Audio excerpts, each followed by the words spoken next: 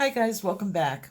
Today we're going to do something that is a lot of fun, very easy to do, has a lot of bang for your buck as far as impressibility, and it's actually probably on the level of a beginner because even a beginner can do this. So we're going to be doing some black and white art, and you're going to need a couple of things. First, you're going to need a black paper. And I love this paper. This is the Master's Touch Mixed Media Black. And to be honest, I've never used this paper before. Today, I have other black paper that I've used, and it's always been a huge nightmare.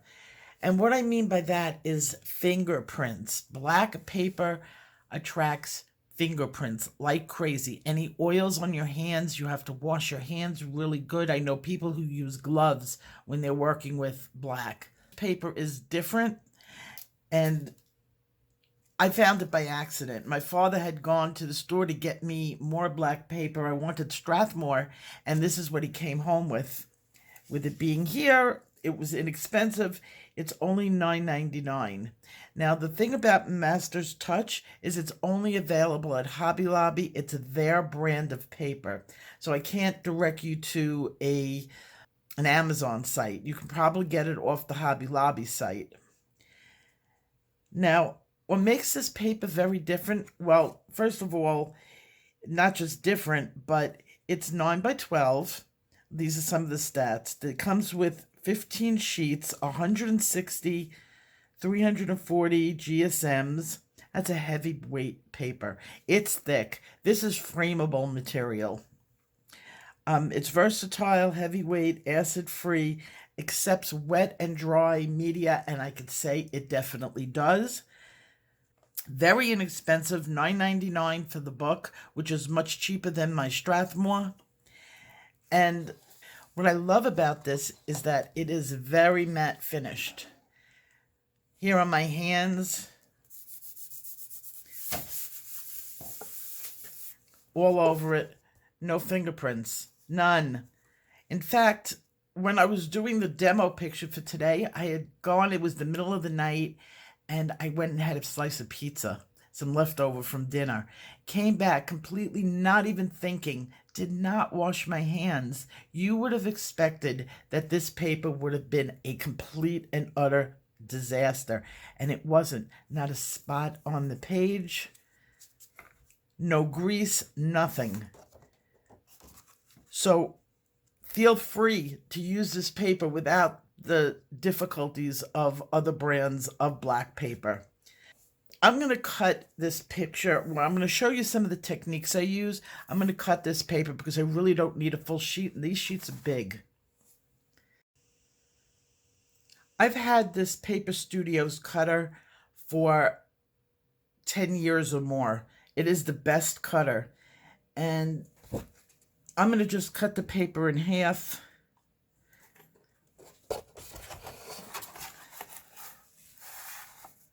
I always forget which side to put it on.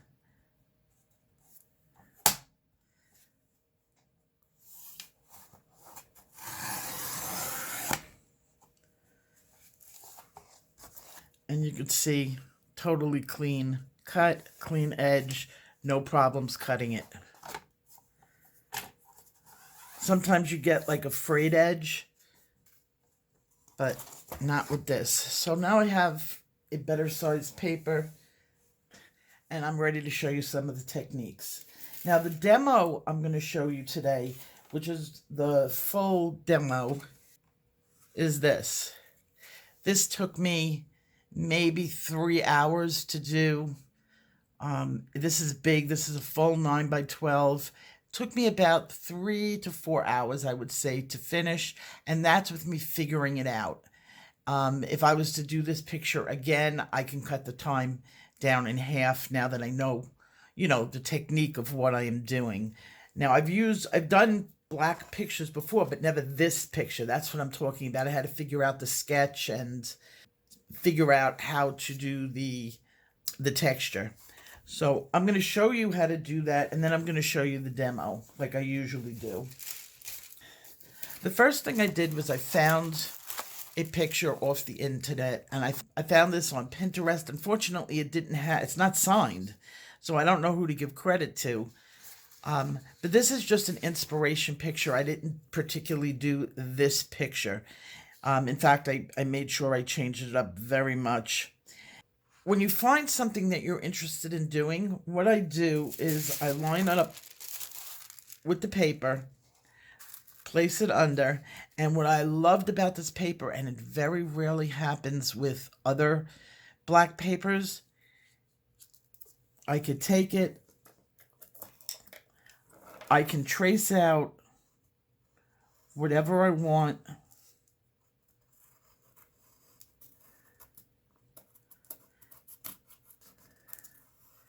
Very easily, just a couple of lines on it.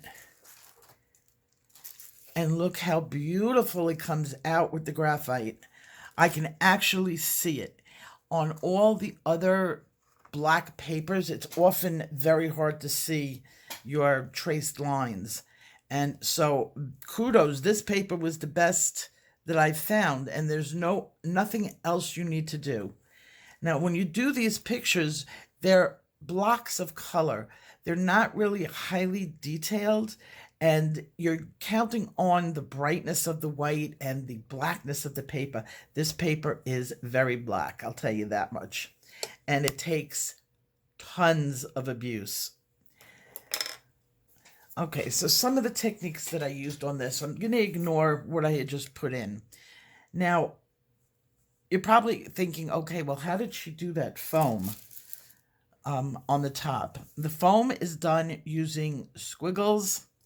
You take your sharp pencil and just go around. Try to keep an even hand at it.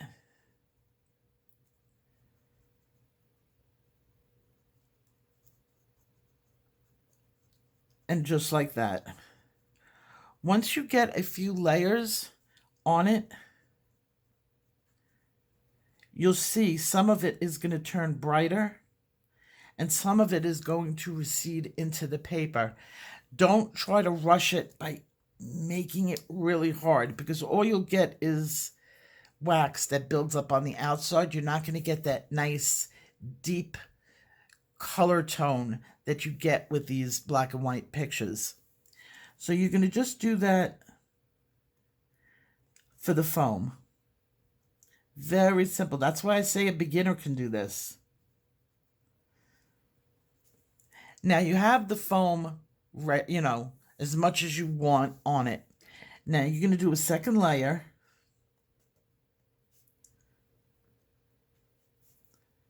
Keep your pencil point sharp. And then a third layer, but instead of doing a full layer, you're going to just go over little parts of it.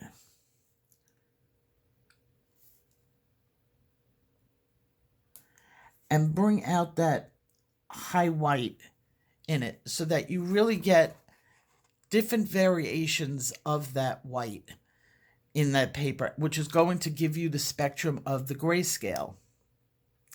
Now, I'm using a soft pencil. It's a soft white opaque. You can use a pastel, an oil pastel pencil. You can use Prismacolor. The only thing is that the harder wax, like the oil pencils, they don't work as well because it's not as opaque. So here's the same thing with Prismacolor. Works beautifully. Now, right at this time, people are going to say, well, you can use gel pen. We're going to use gel pen, but we're going to wait for that because gel pen really comes out opaque. And right now, we're looking for the softness and the depth. Second part of this was the wave. This part. Okay? Look at your design. Look at the way the lines are going, and that's the direction you're going to go in.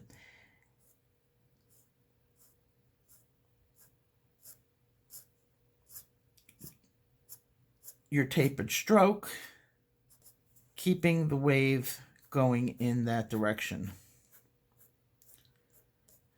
Build your color up in the same way. Now, on mine,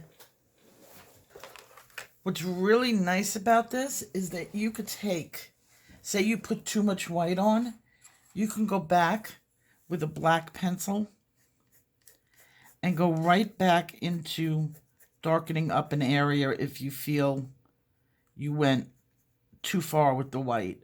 I don't want to do too much because I like what I got here. I'm almost ready to spray this.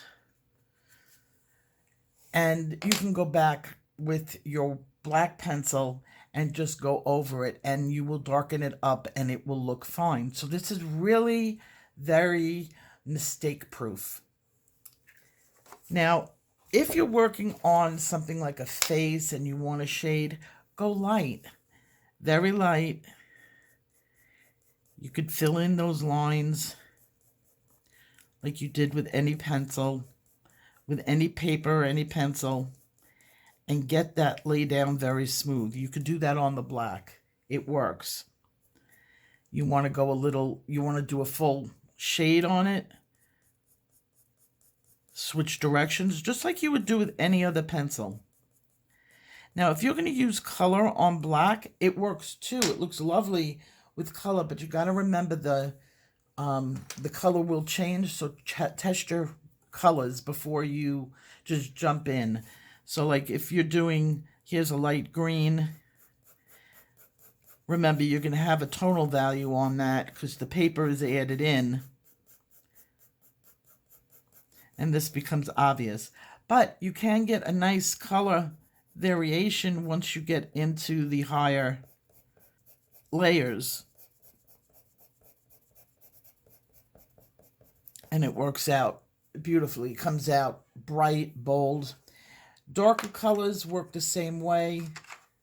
Let's see if I can get a red. This just happens to be an oil pencil. This is the Starjoy.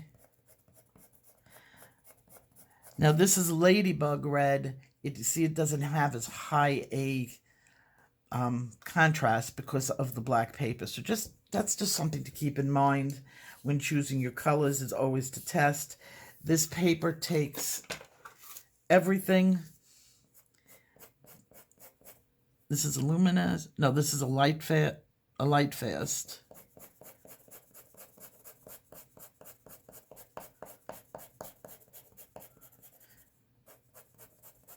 And beautiful. And you can mix your white now on top.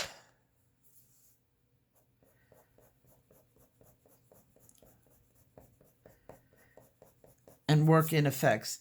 What this technique of the black on the white does is allows you a lot of room for making things that are translucent. Fairy wings, ballerina skirts, anything that's translucent can be done in this technique, and it 9 out of 10 times it's going to come out the best translucence that you'll ever do is on this paper or the black paper. Now, what I also loved about this paper was its ability to take gouache. And I have the cup I was using. It's got a little bit of dried gouache on it.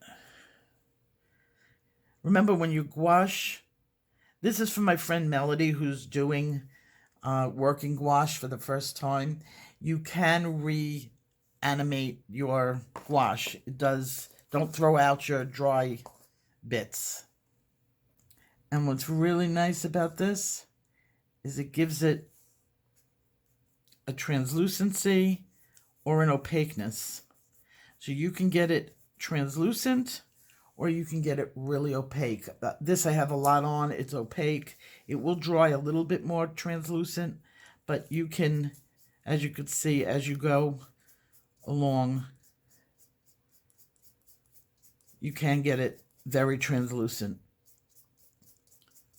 Now, this was done over the pencil in this area, and you'll see me doing it. Then, to give it a very smooth appearance, I took some Dower and Rooney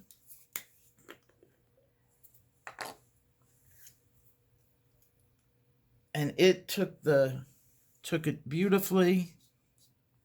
I got something on my brush.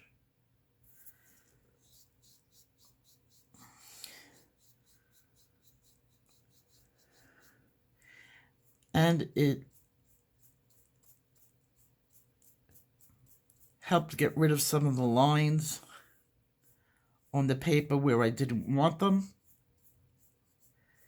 giving it a translucent look. Once that dries, you can go over it with more wax. This is probably not going to work because I didn't let it dry. Oh, it is. And you can have that bridal veil look on it. You know, do some squiggles and do a beautiful bride headdress, whatever you want. Now, the last thing that I did was I used a gel pen. So now I have the pencil, the gouache, and now I'm using a gel pen. And I love these pens. They're Pentel Milky Pop pens. I like these better than some of the other ones that I've been using lately, because they seem to be a very good quality, more like a ballpoint. And some of the gel pens that I have just, they dry up and they stop working so fast. Look how brilliant this is. And this you use for very fine detail. In fact, you can do whole pictures in this.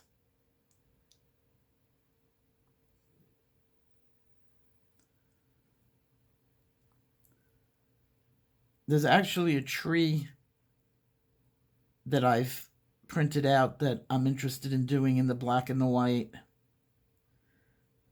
Once you start with this, it's hard to stop, because there's so much fast satisfaction and very easy to do. And as I said, if you make a mistake, it's easier than erasing.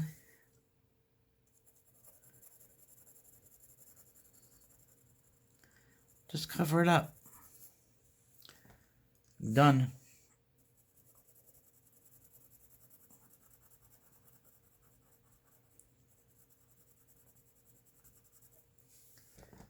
Boom. So that is this paper. I know this isn't coloring book, but really it is a lot of fun. It is as easy as doing it in a coloring book. You could do any picture. You could do lips. You could do any picture you could find on the internet, down from fruit to trees to actual portraits you can do on this paper. And with these small technique, this was extremely easy. 3 hours. Boom, I was done. So I'm going to put on the demo. I left it down to 4 minutes because this really did not take me long. It was that easy. And I will see you in my next video. Take care. Bye-bye.